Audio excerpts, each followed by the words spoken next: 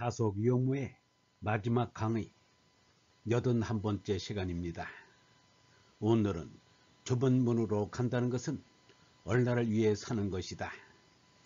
좁은 문으로 간다는 것은 얼라를 위해 사는 것이다. 라는 제목으로 말씀드리겠습니다. 16장 사도신경은 하느님의 뜻이 아닙니다. 풀이 1. 좁은 문으로 간다는 것은 얼라를 위해 사는 것이다. 사람은 누구나 이 세상에 목숨을 얻는 순간부터 숨 쉬면서 살아야 한다. 그래서 살생, 목숨명, 생명이라 한다. 살라는 명령을 받았다는 뜻이다. 살라는 일름을 받았다 하여 살람이 사람이 되었다.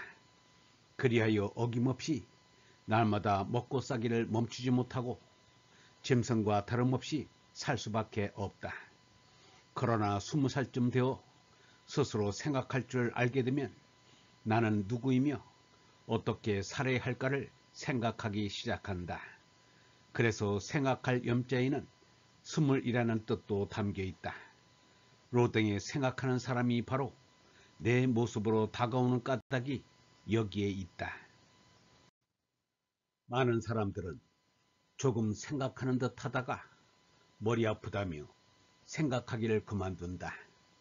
생각하기를 포기하지 않고 끝까지 올바르게 생각해낸 이가 바로 석가요 예수이다.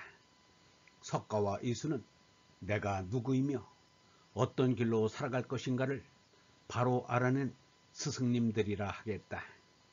예수는 이렇게 말하였다. 좁은 문으로 들어가라.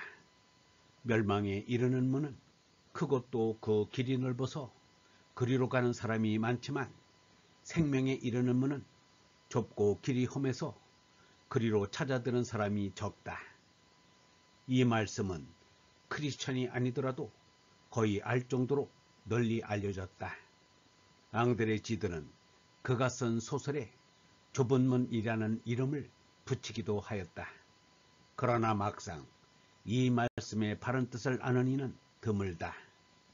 넓은 길로 간다는 것은 몸나를 위해 사는 것이다. 좁은 문으로 간다는 것은 몸나를 버리고 얼라를 위해 사는 것이다.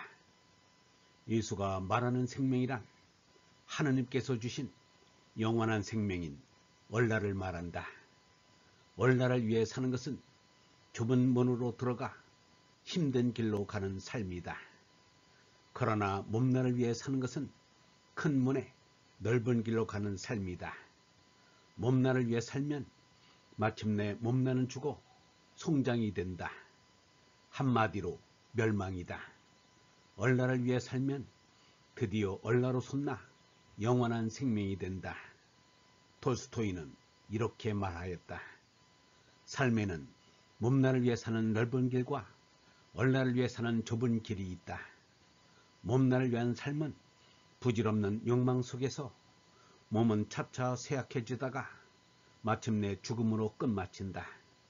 그러나 얼라를 위해서 살면 삶의 기쁨이 점점 더 커지며 몸나의 죽음이 더 이상 두렵지 않게 된다. 얼라는 하느님의 생명인 영원한 것이기 때문이다. 청년 유형무의 영성신앙 출발. 유형무가 영원한 생명인 얼라를 온전히 깨달은 것은 52살에 이르러서다. 24살에는 아직 얼라의 존재를 분명하게 안 것은 아니지만 얼라를 찾아 얼라의 뜻을 쫓겠다는 마음이 일어났다. 그때 유형무는 평북 정주에 남강 이승훈이 세운 오산학교에서 3년 동안 과학교사로서 교단에 섰다가 물러난 뒤 대학에 진학하여 과학을 제대로 아는 교사가 되고자 일본 도쿄에 있는 도쿄 물리학교를 다니고 있었다. 이미 오산학교 교사로 있으면서 오산학교의 실질적 교장이던 시당 여준과 춘원 이광수가 가지고 온 많은 학교 장소를 읽어서 괄목할 만한 정신적 성장을 이루었다. 거기서 노자와 불경을 읽었다.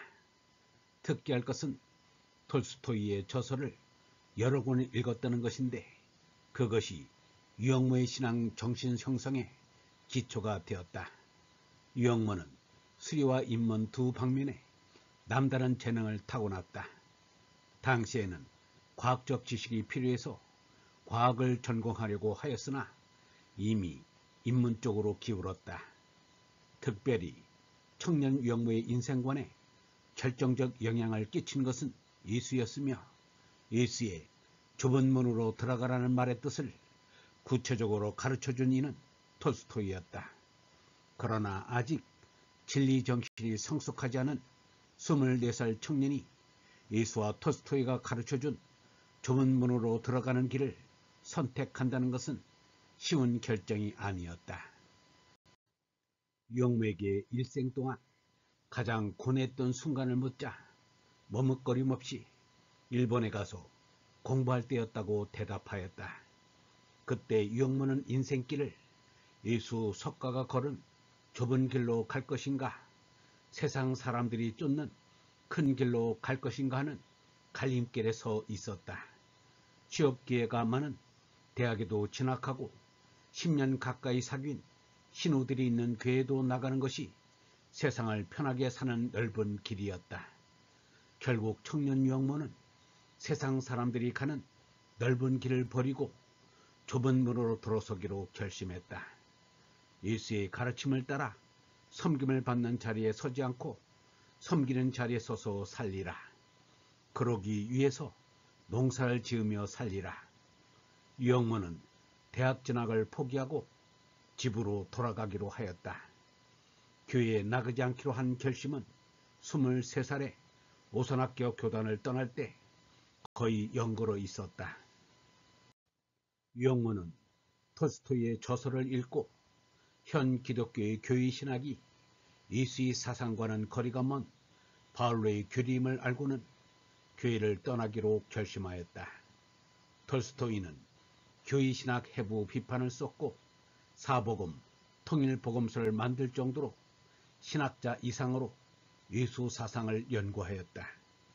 톨스토이는 계속해서 올바른 신앙을 고민하는 저서를 내놓았으며 유명한 소설가에서 위대한 영성가로 거듭났다.